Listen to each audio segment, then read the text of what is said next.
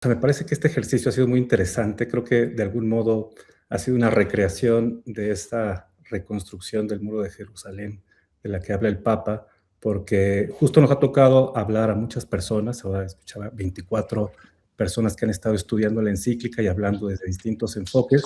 Y creo que todo el mundo puede aportar algo distinto desde su propia disciplina, desde su propio enfoque, y creo que eso ha sido muy interesante. Así que muchas gracias, Padre Eduardo. Yo quería empezar poniendo en la mesa dos temas que creo que son importantes de resaltar porque de alguna manera permean o de alguna manera son un hilo conductor para toda la encíclica y que nos ayudan a entenderla mejor. Una, quizás un recordatorio que me parece importante y que ya hacía el padre Eduardo ahora en la introducción, de cuál es el tema central de la encíclica. Creo que eso es muy importante recordarlo. A 3 meses de su publicación, creo que ha sido magnífica la recepción que ha tenido en los medios de comunicación. Y es muy interesante la manera en la que se ha recibido y frente a esa recepción creo que es interesante remarcar cuál es el tema central y sobre eso quisiera ahondar un poco. Y el otro tema que quería poner en la mesa es que creo que vale la pena resaltar un aspecto de la encíclica que a mí al menos me pareció fascinante, que es la manera en la que articula, por un lado, el compromiso con la verdad y, por supuesto, con la tradición de la doctrina social cristiana, y por otro, también un tono profundamente dialógico en la encíclica, como ya decía el padre Eduardo, y creo que hay una genuina humildad intelectual, o si me lo permiten, una modestia epistémica remarcable en el texto, y que la articulación de esas tres variables da un resultado muy, muy, muy interesante, ¿no? Sobre el tema central de la encíclica, me parece importante retomarlo porque en la recepción que ha tenido, que ha sido muy buena en general, creo que también ha habido algunas críticas que son un poco injustas.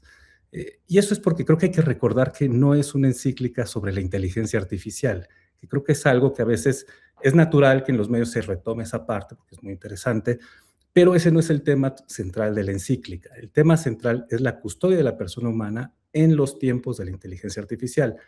Y ese matiz es muy importante porque sin ese matiz, en efecto, hay cosas que no se entienden, ¿no? O sea, algunas personas dicen, bueno, es que es muy larga la parte de la doctrina social cristiana, o por qué una encíclica sobre la inteligencia artificial habla sobre migración, trata de personas, combate a la pobreza, ¿no? Sobre la importancia de visitar a los enfermos, ¿no? O sea, no se entiende bien, ¿no? Y se esperan soluciones técnicas a problemas, no sé, ¿no? Como cómo diseñar coches inteligentes que puedan decidir qué hacer al momento de un accidente y tienen que decidir entre sacrificar al pasajero, atropellar a un niño o cosas por el estilo, ¿no? Ese tipo de dilemas que se presentan frente a las nuevas tecnologías. Pero no, ese no es el tema de la encíclica. El tema de la encíclica es la custodia de la persona humana y cuando uno la lee con esos ojos me parece que todo encuentra su lugar, ¿no? Y por eso se entienden los temas que se tratan ahí. Y la otra parte, que es esa articulación que hace, yo creo que magistralmente el Papa en el documento, me parece importante porque sí rescata una comprensión de la verdad muy especial, que es una comprensión de la verdad como un don a compartir, no tanto una posesión a reclamar, ¿no? Y eso le da un tono muy distinto, porque como decía el padre, no es un tono apologético, tampoco está montado en una batalla cultural contra la tecnología, sino que lo entiende de otra manera.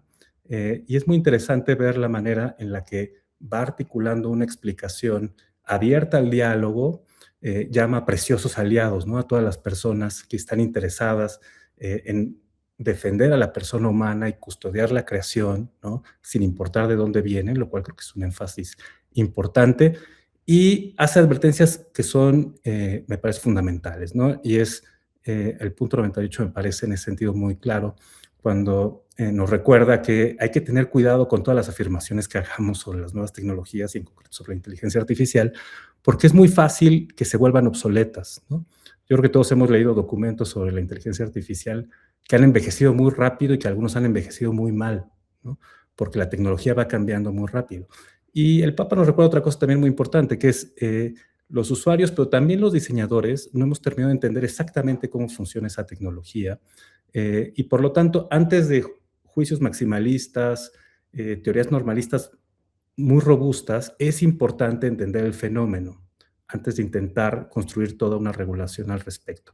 Y todavía tenemos mucho por entender ese fenómeno, y en ese sentido creo que la metáfora y la imagen que nos ofrece del muro de Jerusalén para abordar la cuestión es fundamental, y seguramente tanto el doctor Mead como Monseñor Sánchez de Toca van a retomar ese punto también, y bueno, yo lo haré también en mi segunda intervención, pero de entrada me gustaría poner esos dos temas en la mesa.